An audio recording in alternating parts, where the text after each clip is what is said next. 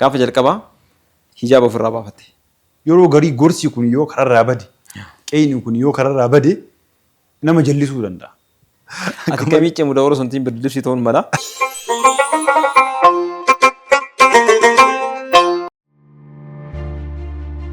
Addunyaa faayinaansii jijjiiramaa deemu keessatti filannoon keessan hundi furmaata diinagdee duudhaa keessaniin wal simatu barbaada. Duudhaa keessan bu'uureffatee of eeggannoo ciminaan kan hojjetame maallaqa keessan amantii keessaniin kan wal simsiisu tajaajila amansiisaa isiniif qabannee dhufnee jirra.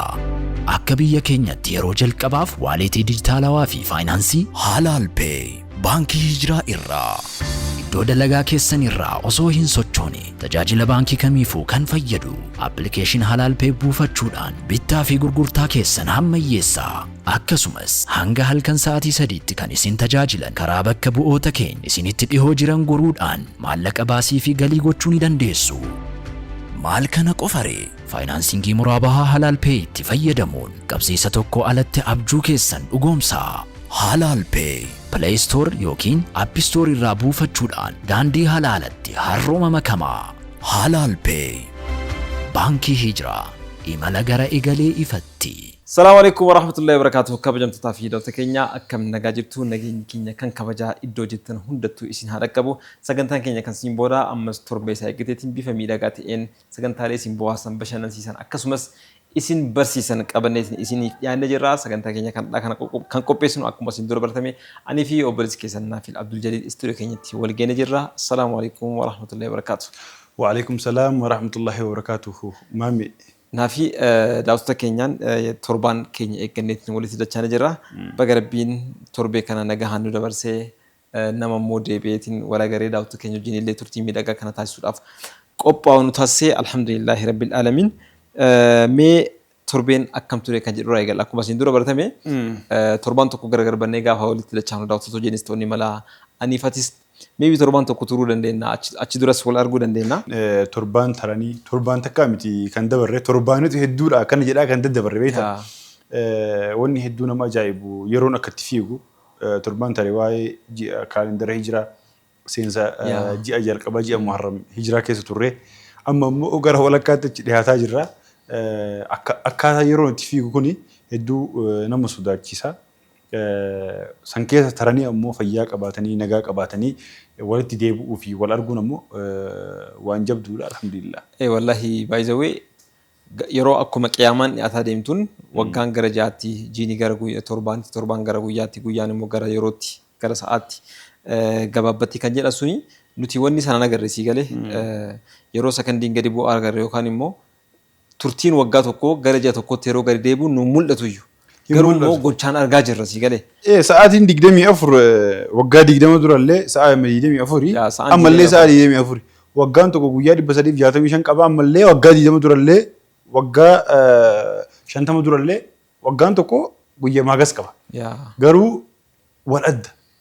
Sa'aan tokko sa'a 24 fakkaatu amma yeroo kana keessatti. Inni sun ammoo barakaadha. Yeroon barakaa qaba. Turiinsa irratti waan tokko hojii tokko hojjettee osoo atiin xumurii magriba zaanan.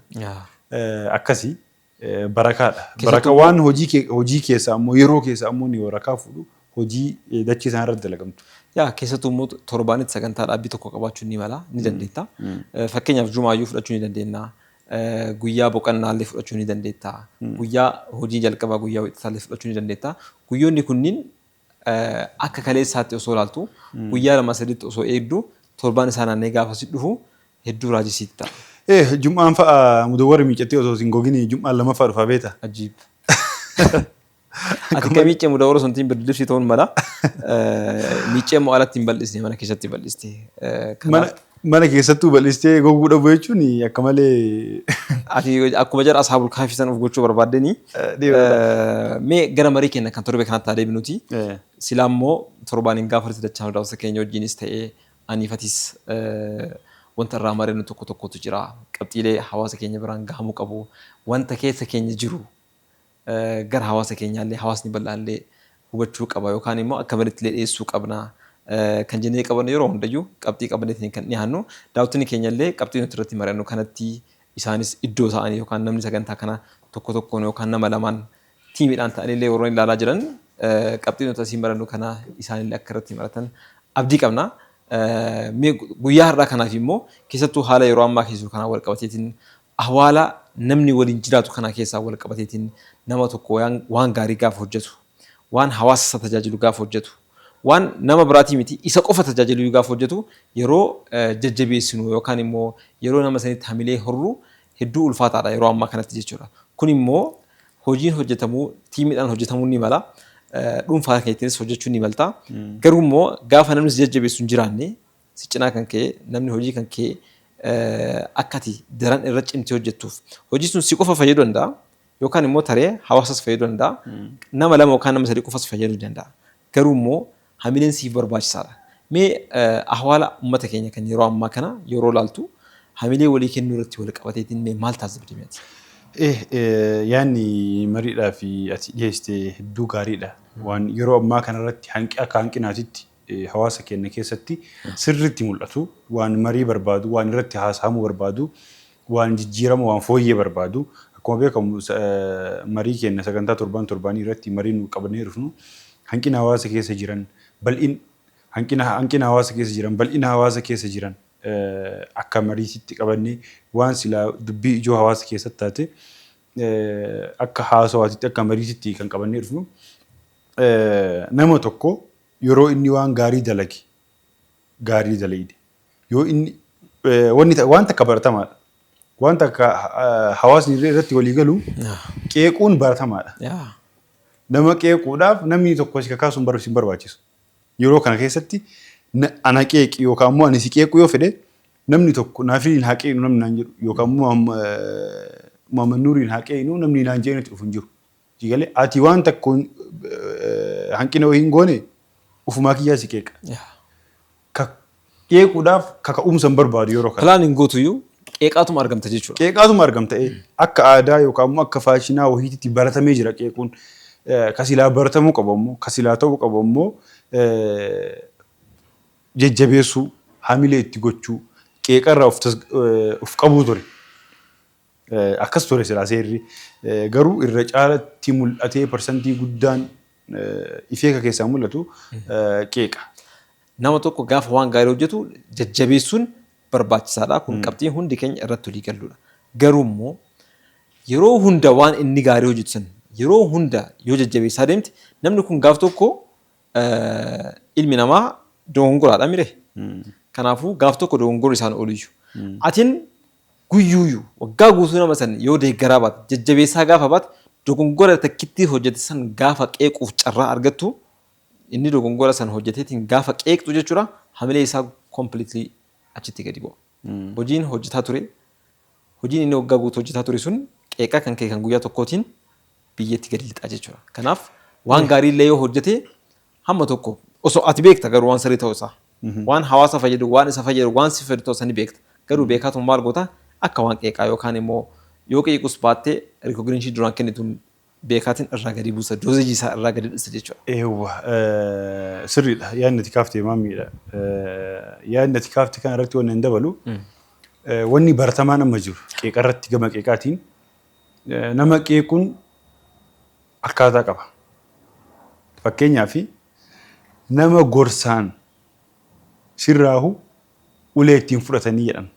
Eegalee nama gorsaan sirraahu nama itti himtee sirraahu ulee ittiin fudhattu. Ilma kee itti himtee fakkeenyaaf ilma kee itti himtee waan san yoo hin dhiise jettee ka amantu taate wanni uleen dhoyituuf hin jira.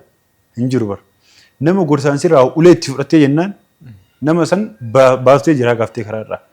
Yeroo garii gorsi kun yoo karaarraa bade qeeyni kun yoo karaarraa bade nama jallisuu danda'a. Eegalee saniifuu tokkoffaa qeeqaa fi gorsallee abbaa qaba. Waan amma kaastee wal qabateetiin keessattuu immoo nama tokko gaafa gorsitu nasihaa gaafa kennituu fi akhlaaqni barbaachisaadha. Namni sun gaafa ati deemtee itti kennitu sirraa fudhachuu qaba. Eegalee yoo sirraan fudhatin tarii jallina ofiitiin ta'uu ni mala. Tarii immoo akkaataa itti nasihaa godhatu ta'uu ni mala. Eegalee anaan muudana tokko gaafa yuunivarsiitii jiru seenaa tokko kan beeku jira. Seenaa riilii ta'eetiin jiru kana jechuudha.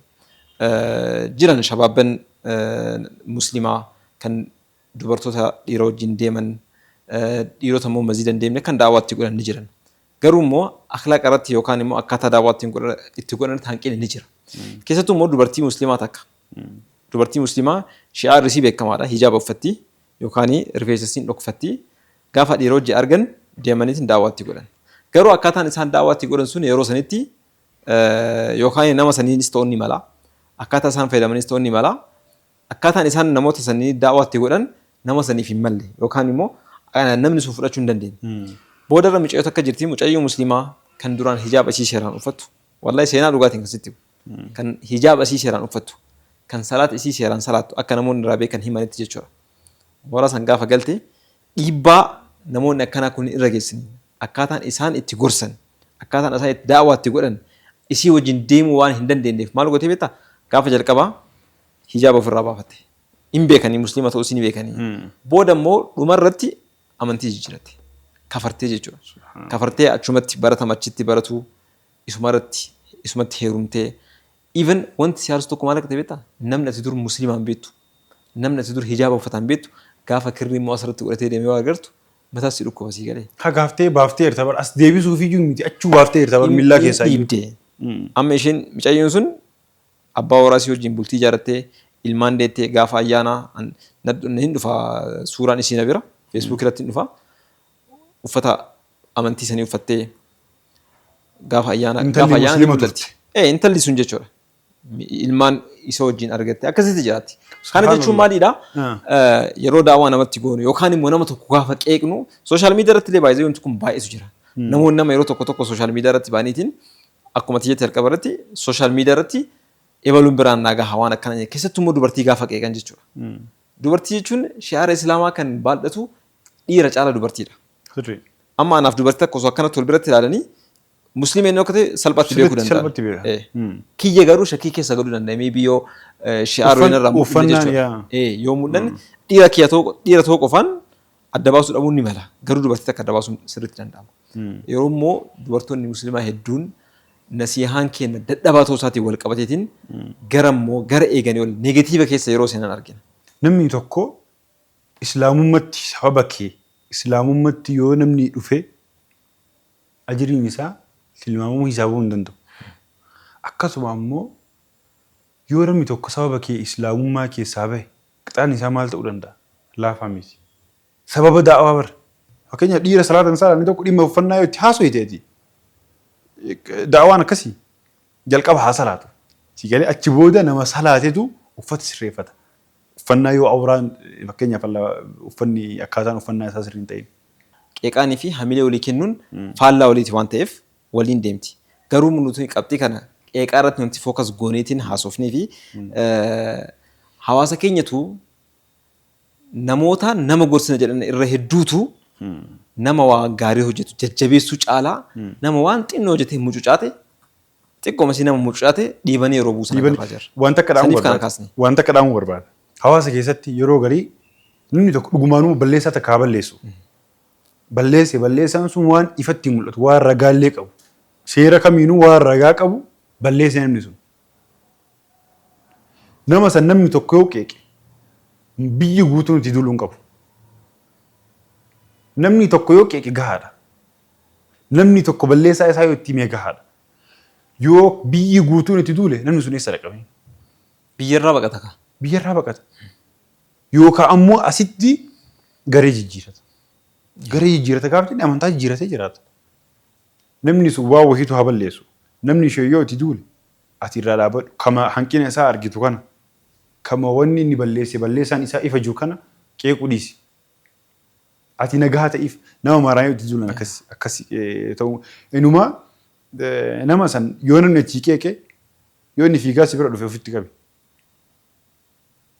Akka inni homaa hin balleessinitti ofitti qabeeti. Kanaaf qabxiin keenya kan guyyaa har'aa qeeqaa fi deeggarsa yookaan immoo hamilee kennuudha. Keessattuu immoo qeequu dhabuudha. Keeriin nama waa hojjete waan gaarii hojjete deeggaruudha. Keeriin jechuudha. Nama waa balleesse immoo akkaataan ittiin gara qajeelfamaatti yookaan karaa sirriitti deebisnuun akhlaaqa mataa keenyaa jiraachuu qaba. Yoommoo akkaataa nuti nama sanitti daawwaa goonu kan nama san iddoo mucaatee kufeerru irraa dhiibneetiin lafa buusnu taate itti haadhiisnu gaafa rabbii deebis hin deebi'a. Inni nu hubatee deebi'uun ni mala waan ta'eef yoo dandeenye hikma bareeda fayyadamneetiin nama san gara karaa sirriitti hadeebisnuun dhaamsa keenya kan Simboo torbee kanaati. Kanaafuu wal deeggaruun, wal jajjabeessuun, nama waan gaarii hojjete hamileetti kennuun isas ni fayyadaa, nus ni fayyadaa, hawaasa bal'aallee fayyaduu danda'a. Nama dhuunfaa irraa qabee hanga dhaabbata gurguddaatitti, hanga dhaabbata biyya bulchaniititti namni tokko yoo waan gaarii dalage sigalee deeggaramuu qaba. Hamileen itti godhamuu qaba, jajjabeeffamuu qaba. Yoo waan badaa dalage ammoo akkaataa qeeqiinsarraa xiqqoof qabu. Faarsuu yookaan ammoo jajjabeessuun suni nu biratti haa baratamuu dhaamsa keenya guyyaa irraati. Eeyyan sagantaan keenya akkasiin bu'uuraa doosee keenya kan eegalee kana fakkaatu ture marii keenya kan torbee kanaa irraa akka qabxii bareedaa argattanii fi isinis dhuunfaadhaan taataniitiin akka waliin marataa jiraattan gara fuulduraallee immoo akka irratti hojjettan abdii qabnaa mee ammas immoo sagantaa keenya kan Simboo kan ittaanu kana daawwanii nuti dachaanaa nurraan fagaatinaa turtii gaarii isin jenna kadhatu keenya.